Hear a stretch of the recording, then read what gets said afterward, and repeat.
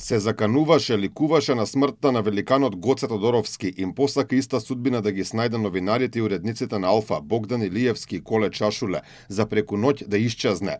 Цандо Големиот, псевдонимот под кој постоеше профилот на социјалната мрежа X, а беше близок на СДСМ и нивниот лидер Венко Филипче, сам се избришал откако неговите морбидни ставови станаа познати за пошироката јавност. Цандо Големиот исчезна, но Филипче е уште тука. Според аналитичарите, причината за ваквите закани не треба се бара само кај лажните профили, туку за тоа треба да одговара Филипче и раководството на СДСМ.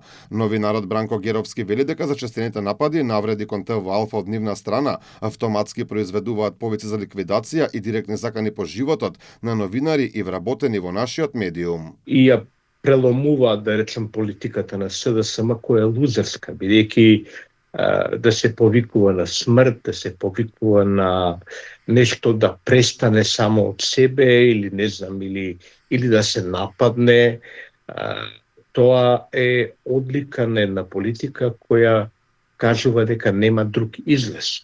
Тоа е фрлање клетви, тоа е како баби на сред село, кога седат и фрлаат клетви лево и десно, оговараат и така натаму. Експертите сметаат дека не е доволно што Цандо Големиот се деактивираше како профил, потребно е да се активираат полицијата и обвинителството, бидејќи има елементи за кривично дело за кое треба да се одговара. Геровски вели дека ваквите постови поттикнати од партиите на социјалните мрежи стигнуваат речиси до секого, а таму има секаков профил на луѓе кои може во тоа да најдат мотив да сторат нешто страшно. Во тој базен на луѓе вие имате и психопати, имате и бивши криминалци, имате и поранешни убици, имате и сегашни убици, имате потенцијални, како да кажам, сторители на кривични дела и секој од нив би можел да се најде на некој начин, во некои околности, повикан да ги реализира заканите, повикан да мотивиран да предизвика смрт на некои лица и така натаму. Инаку Цандо Големиот пред да го деактивира својот профил, ликувајќи на смртта на актерот Гоце Тодоровски